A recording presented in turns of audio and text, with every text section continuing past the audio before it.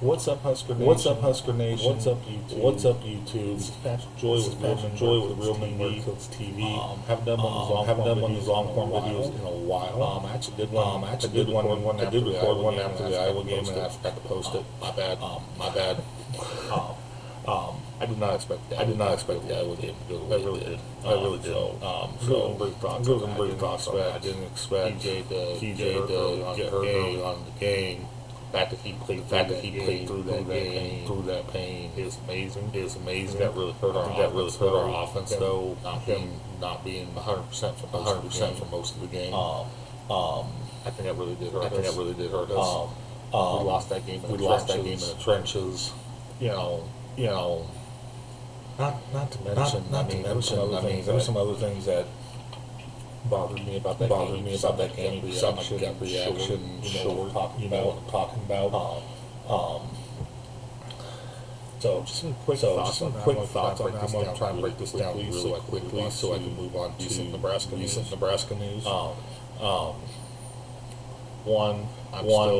still quite upset about that. One play where it was obvious that Iowa's player had committed targeting, and it was called not targeting. I hope there's some sort of investigation into that, because that was definitely the wrong call. And a very dangerous situation for the players. Like that should have been targeting. And I do feel like that whole series right in there was where the momentum really shifted in Iowa's favor and whatnot. I'm also upset with some fans that attended that game. I know it was cold, but it was a rivalry game against Iowa. He really needed to bring the energy, and leaving in droves before the game is over, in my opinion, is never acceptable. Why would you spend the money on tickets and then just up and leave?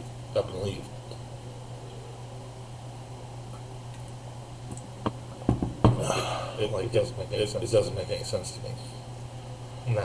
Now, moving forward. Moving forward. I don't know about that. Let's talk about some more recent Nebraska news. Before we get into that, I want to frame this with a little bit about my past. Something that I think Nebraska needs to look at.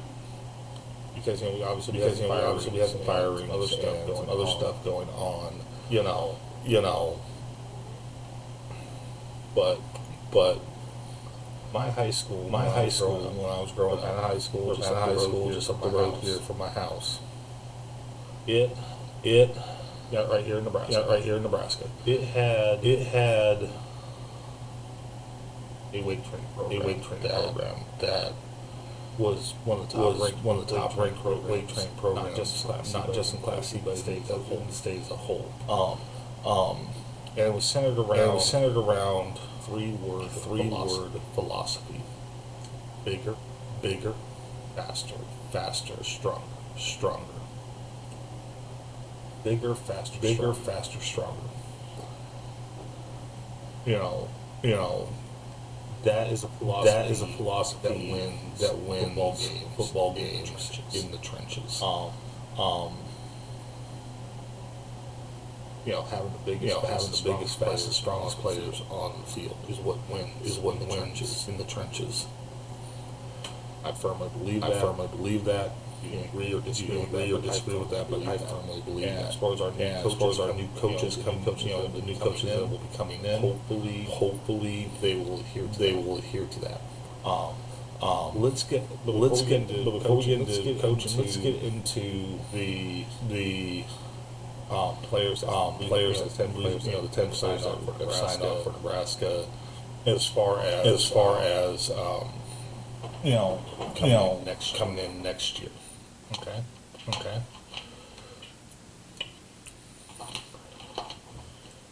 And yes, the recruiting class 2026 is only 10 players. So it's a small recruiting class. Very small recruiting class. I think it's the smallest recruiting class that Nebraska's had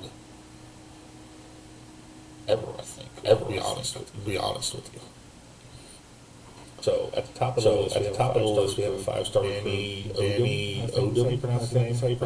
Sorry, butchered it. Sorry, man. Fat name these guys on here. I butchered your names. Some of you guys got some names that I don't know how to pronounce. I'll do my best. He's a 5-star cornerback out of First Academy, Florida. He's 6'2", 180 pounds. He's a cornerback. You know. Hopefully, he gets some gym this summer. He puts on some weight, and really maximizes his workouts. And when I say puts on some weight, I don't mean getting fat. I mean, putting more muscle on. Maximizing. Hopefully all these guys do this. But like I said. Now the next guy is out of Carmel, Chicago, Illinois. Claude, I'm gonna butcher this. Impuma, I think this. maybe how you pronounce it. I don't know. If I butcher your name, I'm sorry. That's the name I'm not familiar with how to pronounce. I'm sure. As time moves on, we'll get a better idea how to pronounce your name. Offensive tackle, 6'7", 308 pounds, 4-star recruit. Okay, he's got a little bit of weight. He's got a little bit of weight. 6'7". He's 6'7". Size. He's got some size.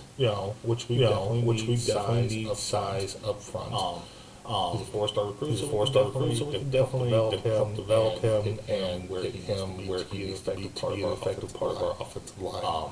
Best of luck to him. Then we got Luke Sorensen. Tight end. He's out of 3-star recruit. Only a 3-star recruit. Most of these guys are only 3-star recruits. But he's out of Servite. I don't know how to pronounce that. Name of the school. Anaheim, California. 6'4", 245 pounds. Overall rating 89. He's only a 3-star recruit. Let's see if he can get just a little bit bigger, muscle wise. He's got potential. Next one is another 3-star recruit. Rex Waterman, out of Hamilton, Chandler, Arizona. Offensive tackles, 6'5", 295. He's 6'5", 295. But give him the summer to hit the gym and get the workouts in and all that stuff. He's definitely someone we can develop. And again, I think look at a lot of this class. I'm like, we got a bunch of 3-star recruits in there, but they're all guys that could develop. Be this whole developed. This whole class is all guys that can be developed into what we need. So there's definitely some promising stuff there. Next we have a wide receiver, Nayland Scott, out of Eschwin Springs, Georgia. 6'1.5", 200 pounds, wide receiver. Okay. He's got some height to him. He's got some height to him. Probably fast. I don't know a lot about these guys. I just have a list here. What information get on here. Hopefully build him up, develop him, get where he needs to be. Next we got Larry Miles, Jones, Orlando, Florida, wide receiver. 5'10" and a half, 170. A little bit smaller wide receiver, but sometimes those small guys do some stuff. We can do some stuff. So again, developing that sort of thing. See what he can do. Then we have big old Southern boy, Hayden Ainsworth, Biloxi, Mississippi. Interior offensive line, 6'5", 305. He's a big boy. 3-star recruit, but he's a big boy. We definitely need beef up. Like see him get a bit bigger. See how Nebraska develops him. He could be really, really good. Then we got Jace Reynolds, North, Omaha, Nebraska. So this is out of linebacker. He's a linebacker, 6'2", 206 pounds, 3-star recruit.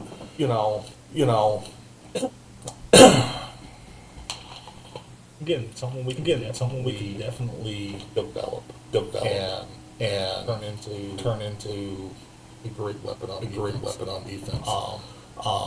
Let's see what he can do. Jamal Rules, Charlotte, North Carolina. Running back, 6 foot, 205 pounds, 3-star recruit. He's a running back. He's a little bit. He's got some decent size. We could definitely get him beef up just a little bit, and develop. He could be the next Emma Johnson. We don't know who the next Emma Johnson is going to be. We'll get into that here in a bit. Then we got. I'm definitely gonna butcher this guy's last name. We got a kicker out of Australia, 190 pounds. Michael Sarakis. Again, I don't know how to pronounce his name. But we've had some success with Archie Wilson, Pro Kick Australia. As a punter, this guy's an actual kicker. So who knows? He doesn't have a star rating, or any other ratings. You don't get that Australia anyways because there's just not enough data on these guys. So again. We got definitely an interesting group coming. Yeah, there's only 10 of them. But I think the rest is going to really focus on the transfer portal and snatching up some great talent as far as that stuff goes. Supplement this recruiting class. So yeah. Now let's get into some coaching news. So here we go. Obviously we fired Raiola. We fired Donovan. Don't have any clue what kind of implications this has on the quarterback room. I don't know if Dillon's going to stay. I don't know if he's going to leave. Who knows? But Donovan's out for the last 4 years. His performance just wasn't. His performance just wasn't what we needed as far as that position. As far as being an offensive line coach. However, we just yesterday found out that Nebraska hired Geep Wade to be the new offensive line coach. And you know what? What little I could find on him, I haven't been able to find a whole lot on him. Looking around, couldn't find any just straight up stats. I did find this from KETV. He's obviously been at Georgia Tech. Offensive line coaching. Nebraska can go and be coaching. Which we'll get into the bowl game here in a bit. Here in a bit. But his O-line was ranked fifth nationally in sacks allowed. With only that game where against Wisconsin. Against Wisconsin. No, it was Minnesota. Game against Minnesota. No, it was Minnesota. I don't know why I said Wisconsin. Game against Minnesota. I don't know why I said Wisconsin. Anyways, but we had literally. Our O-line allowed 9 sacks in just that game. Our O-line allowed 9 sacks in just that game alone. So, and his O-line was ranked second in the ACC. His O-line was ranked second in the ACC in rushing yards for 203 yards per game, maybe. I think that's per game, maybe. Not sure. I'm not sure. It doesn't actually say just as 203. It doesn't actually say just as 203. But there's definitely some potential there. He's known for. Taking an average O-line and developing into an elite O-line. And we need that. Tough physicality. Trench warfare. Trench warfare. Everything I can find on him. I don't know a whole lot about him. It sounds like I don't know a whole lot about him. It sounds like a very smart hire. It sounds like he's got the potential. It sounds like he's got the potential to help Nebraska develop its O-line. I'm not saying we're going to have magic on the O-line. I'm not saying we're going to have magic on the O-line. We definitely should be seeing next year. But we definitely should be seeing improvement. next year. He's going to be coaching for the bowl game. You know, it's kind of hard to say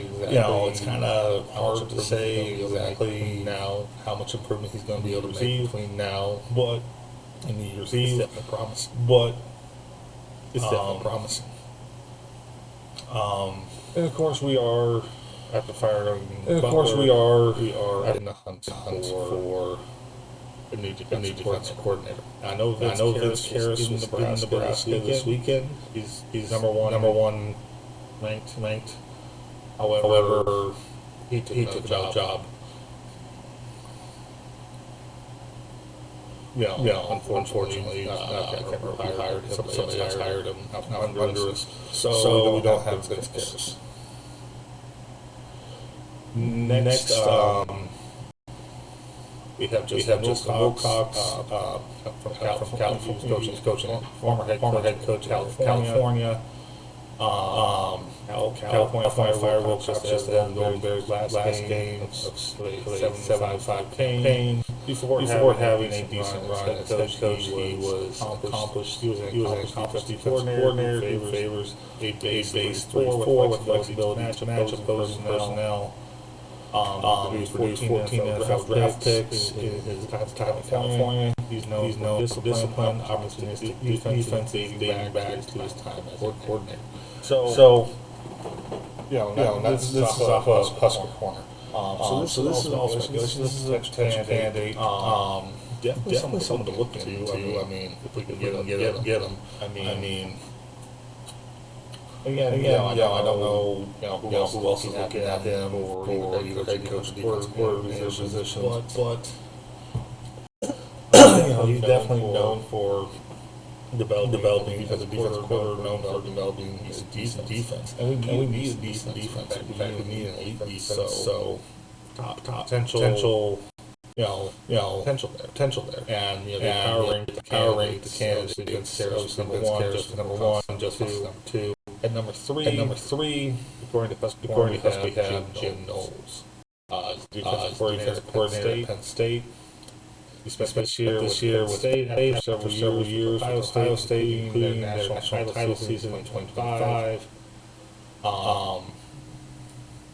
From 2021 to 2024, defenses coached by Knowles ranked first nationally in defense, second in scoring defense, allowing just 15.7 points per game in their stretch, and third in third down efficiency. Third down efficiency is significant for Nebraska fans after two straight years of struggles, and that's what Husker did for information. So again. This guy looks like a smart hire. Obviously someone who's fit Nebraska, and whatnot. Is this guy that guy? Maybe not. I don't know. But he does have Big Ten defensive coordinator experience. So he's definitely someone you are trying to interview, trying to recruit. And honestly, I kind of like him better like Justin Wilcox. I like Justin Wilcox, but Jim Knowles has just as much potential, if not maybe a little bit more, to be a good defensive coach at Nebraska. And number four, Randy Bates. Here's what they say on it. Randy Bates led an unfailingly disruptive unit at Pitt since 2018. This season, Pitt ranks 25 yards play, top 10 yards rush, top 15 in rushing yards per game, and top 15 takeaways per game. 2019 to 2024, Pitt recorded a combined 270.5 quarterback sacks, the highest nationally in that time span.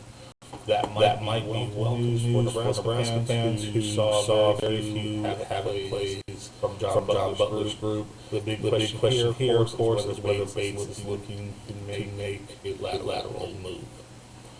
And that is the big question. Any of these guys are they willing to make a lateral move? Are they looking for stay where they're at? Are they looking to? In the case of Justin Wilcox, former head coach, is he willing to take a step down? we don't know. You know.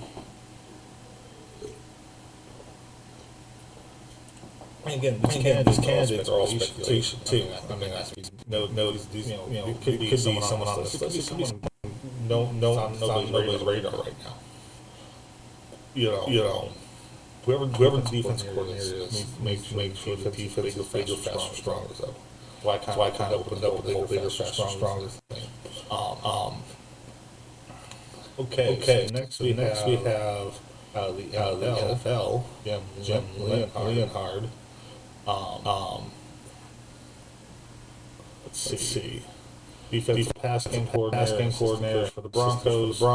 Leonhard spent season at Wisconsin's defensive coordinator position before Luke Fickell arrived. In his time as the Badgers defensive coordinator, Wisconsin ranked first among all Power 5 teams in yards per game, allowing just 288 first downs per game, 288 yards, first downs per game, 15.4, and a third down percentage, 30.8 from 2017 to 22. The big question here is whether he will come back to the college range. You know, there's a lot of coaches that they coach for a while and they go back down to college range. Is Jim Leonhard willing to do that? Who knows? We don't know.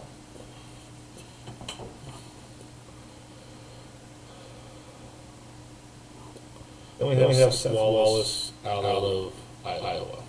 This is the head coach, assistant defensive coordinator / linebacker coach. It's incredibly unlikely Nebraska could hire away Iowa defensive coordinator Parker. Seth Wallace may be the thing. Wallace has coached five All-American linebackers, including first round pick Jack Campbell, and played a key role in the Hawkeyes' present defensive play last few years. He may want to be a coordinator and get out from under Parker's shadow. This would actually be a promotion for him. I'm not huge on that, but who knows? Mark Stoops, former University of Kentucky head coach.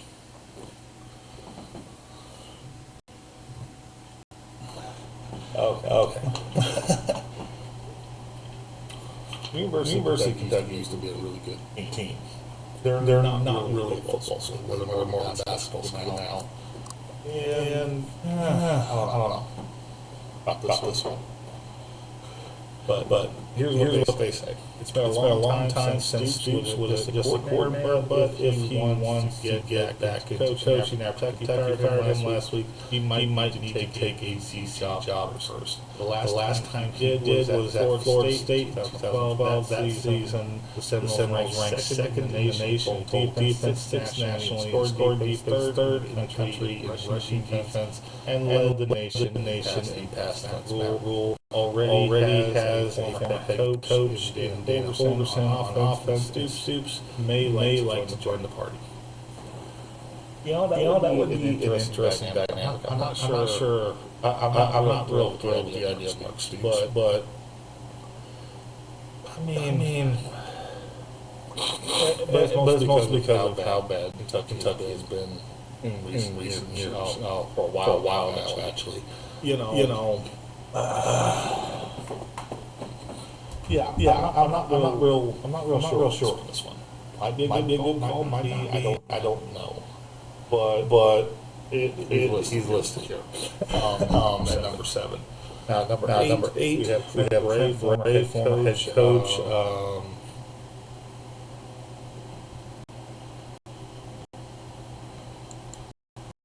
I don't recognize that. Oregon State. Okay.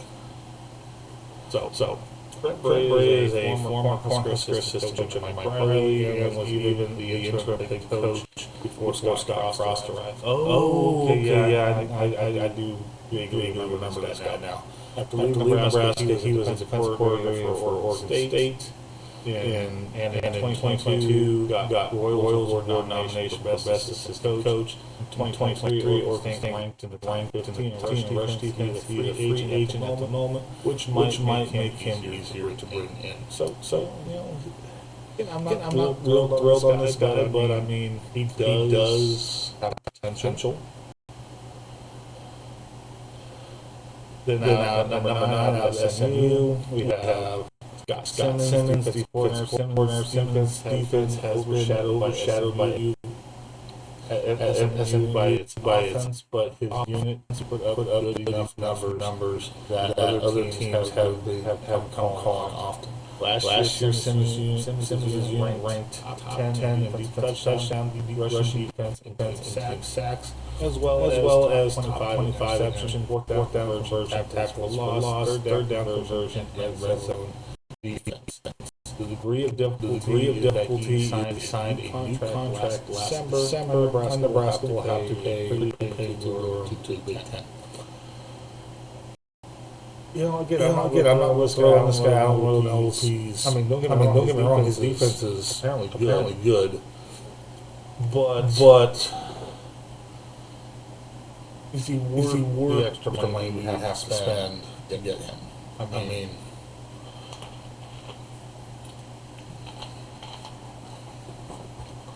I don't know. And finally at number 10 we have Geoff Collins. I think that's how you pronounce it. Geoff Collins. Senior defensive assistant coach. Looks like he's with North Carolina. Or no. Games. I'm trying to remember. Let me make sure I get that right.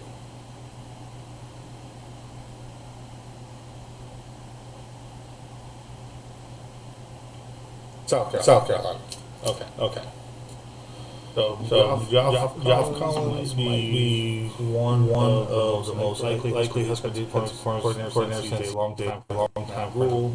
Being head coach talked about how Butler wasn't the right fit for him. He might be looking for someone familiar. Collins has been a defensive coordinator at North Carolina and Georgia Tech. Before that, he was the head coach at Temple. In his only season with UNC in 2024, the Tar Heels tallied 41 sacks, which tied them for sixth best in the nation. You know, we need a good defense. And I look at all these guys, and there's potential there. Some of these guys I'm more thrilled about than others. Again, these are all speculation. Who knows?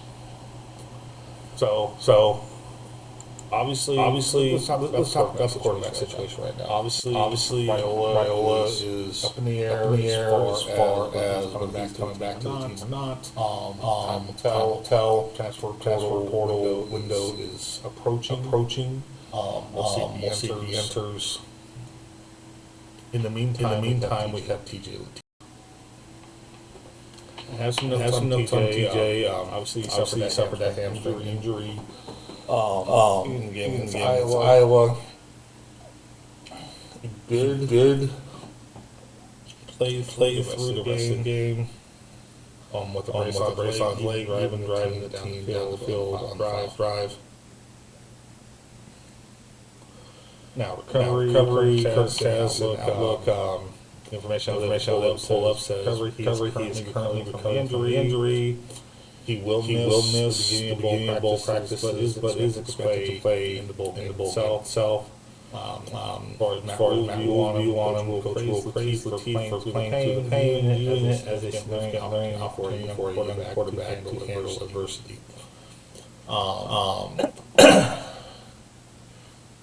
What impact has that? Latif stepped in for injured starter Raiola and showed flashes of talent, but struggled against tougher defenses before the injury. His performance and injury status are crucial for Nebraska's upcoming bowl game, and he future playing with the role managing the situation carefully as they head to bowl prep. So He is expected to play.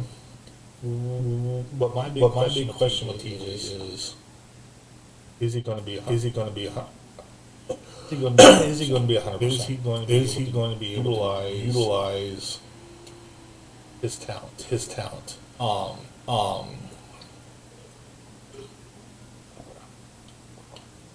Honestly, I don't know. I'm hoping so. But who knows? It's gonna be interesting. As far as that stuff goes. Now, let's get into the bowl game. Where are we going? As you all know, we're going to be playing in the Las Vegas Bowl. It's number 15 Utah. It's been a while since we beat a top 25 team. Like I said, we're going to be in the Las Vegas Bowl playing in Allegiant Stadium, the Giant Roomba. That's literally what I call the Giant Roomba on Raiders fans as well. And it looks like a giant room to me. I'm sorry, it does.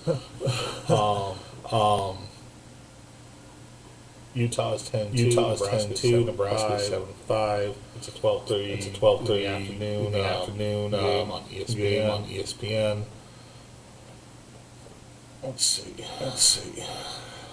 Utah lost to BYU and Texas Tech, who played for the Big 12 championship. Utah number two rushing nation in the nation at 269 yards per game, and is 4-2 in the Las Vegas Bowl with the last appearance in 2023, a 14-7 loss to Northwestern. U Sport victories are tied to Boise State. Are tied with Boise State for the most history of a game, which dates back to 1992. Nebraska is 4-0 against Utah, but the teams haven't played since 1992. That's kind of highlights the information I was able to pull up. How do I feel about this? This is from the Las Vegas Review Journal. It's going to be a tough matchup. I've been really playing a top 25 team, and we've had some struggles this year. Now, obviously we got a new O-line coach stepping in for the bowl game. We got interim defensive coordinator for the bowl game. Hopefully they're working on practices. Bowl practices. They're working on bigger, faster, stronger, and hopefully we can for the bowl game we can make some adjustments that we haven't seen so far this year. Really fast and maybe make it at least a respectable game. Am I calling a win for Nebraska? I don't know yet. I gotta get more information. I do try to be as accurate as I can with my information. I'm looking forward to the game. I'm on the fence right now as to whether or not I'm going to try and live stream. On one hand, I want to. On another hand, I'm like, I don't know. We'll see. And I know I just mostly this video read off a lot of information. I know it's a lot of digest. I was thinking about doing multiple shorts, I decided to go ahead and just do a long form video. Because there's just so much faster. I figured it'd be faster to do, easier to do. And I didn't feel like there was any way I was going to be able to do this. Put the information out there, and break it up into 3-minute shorts. It's one of those things. I might do some shorts. I might do some shorts in between now and the bowl game. Talk about things I see and whatnot. Again, sorry about the Iowa post-game reaction video. Recorded, but got to upload. If you want it uploaded, I can upload it. But honestly, I'd like to just kind of move forward.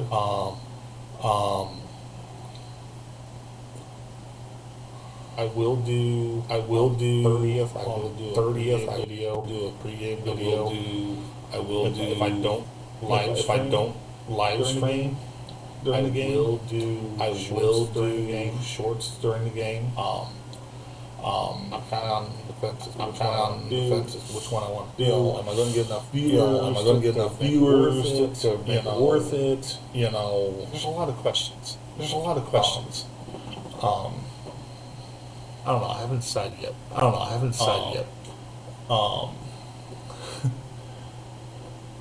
I'll let y'all know. As far as that goes. In the meantime, hit that like button, hit that share button, hit that subscribe button, ring the little bell notifications so you don't miss out on anything. And comment below about your ideas, thoughts on what's going on with Nebraska. Are these the right moves? Are these not the right moves? Are they not the right moves? Let me know. What you guys think. I really want to get more interaction with you guys. Also, if you have some ideas, for things I can talk about, things you guys want to hear me talk about, religion, politics, reaction videos, funny videos on the internet, or other things that are going on here. Let me know. I like doing all that.